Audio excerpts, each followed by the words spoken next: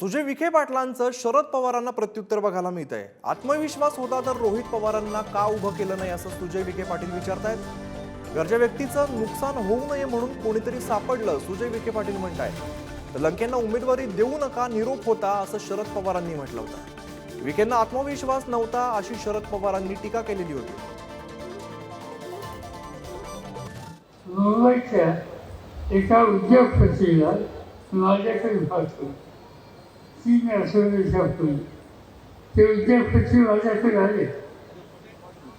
म्हणजे काय काढलं नाही, म्हणजे महसूल मंत्र्यांची विनंती म्हणजे महसूल मंत्र्यांची विनंती तुमचा काय संबंध नाही, सगळे आमचे संबंध त्यांचे असतात।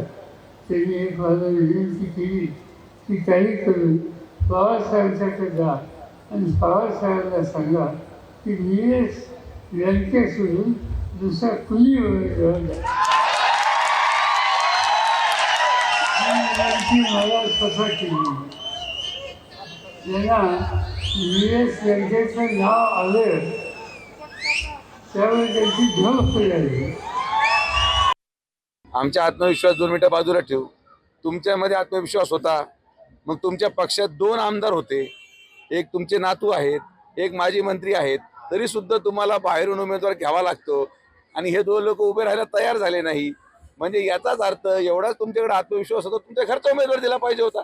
त्यांना माहिती आहे की इथं आदरणीय प्रधानमंत्री नरेंद्र मोदींच्या नेतृत्वाखाली फक्त भारतीय जनता पार्टीचा खासदार येणार, म्हणून घरच्या व्यक्तीचा कुठल्याही प्रकारे नुकसान होता कामा नये म्हणून कोणीतरी सापडलं आणि म्हणून त्याला उभं केलं। मागच्या पंचवर्षिकला एक जण बिचारा कारण नसताना त्यांना पुढे केलं होतं, त्यांचं नुकसान झालं आणि याचा काही विषयच नाहीये।